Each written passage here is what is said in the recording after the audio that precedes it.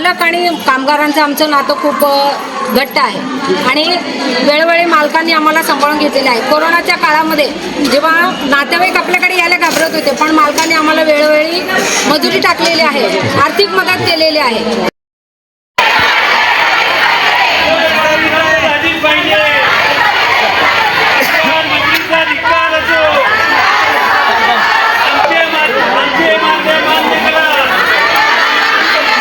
सोलापूर किमान वेतन देण्याच्या आदेशावर विडी कारखानदारांनी बंदचा हक्क देत तेलंगण प्रांतात स्थलांतराचा इशारा दिला।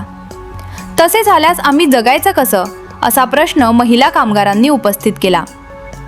सहाय्यक कामगार आयुक्तांच्या कार्यालयासमोर महिलांनी सोमवारी आणि मंगळवारी विडी कामगारांच्या व्यथा मांडल्या। किमान वेतन नको, परंतु शक्यतो रोजगाराची हमी हवी अशी भूमिका अधिकाऱ्यांसमोर ठेवली। 1000 विड्यांसाठी 379 रुपये मजुरी देण्याचा आदेश कामगार मंत्री आकाश फुंडकर यांनी काढला।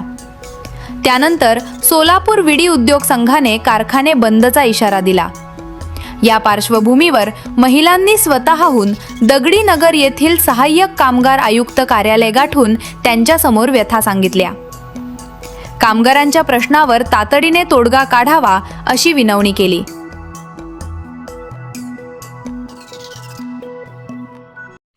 आम्ही तशी तक्रार पुढे काही केली नाही, आम्ही सरकार दरबारी पण गेलो नाही किंवा यायचं नाही।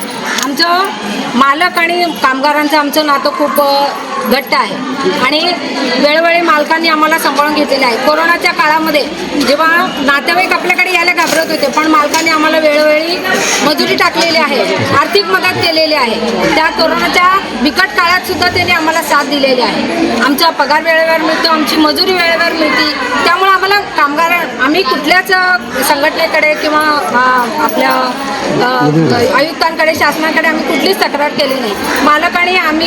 मालकांनी आम्हाला जे काय दिले त्यात आम्ही समाधानी आहोत। आमचा हा रोजगार 18 ते 60 किंवा 65 वयापर्यंतच्या सगळ्या महिलांसाठी हा रोजगार आहे।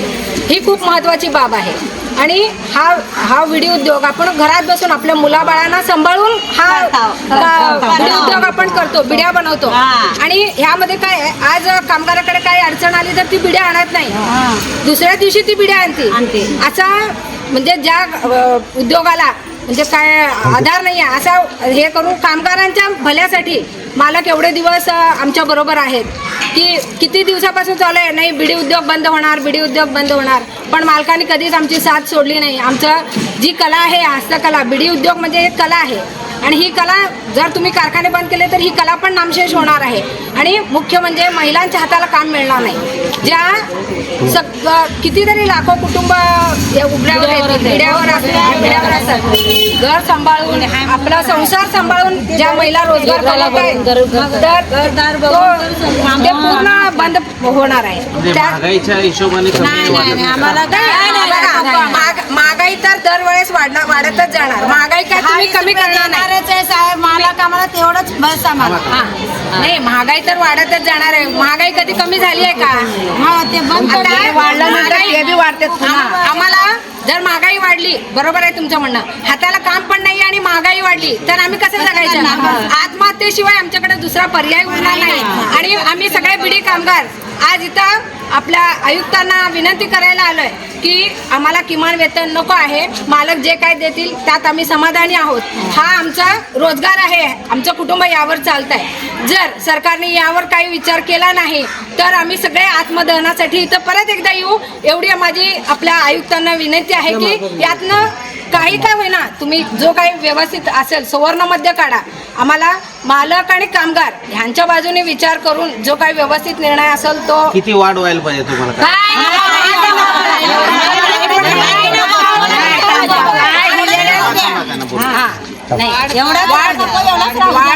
वाढ म्हणण्यापेक्षा आम्हाला आमची रोजीरोटी महत्वाची आहे। किती वाढलं काय वाढलं ह्याच्याशी आम्हाला काही हे नाही, आमच्या हाताला काम मिळणं, आमचं कुटुंब चालू राहणं म्हणजे कुटुंब पोचलं जाणं आणि आमच्या हाताला काम मिळणं हे खूप महत्वाचं आहे। एवढंच आमची विनंती आहे कामगार आयुक्त साहेबांना।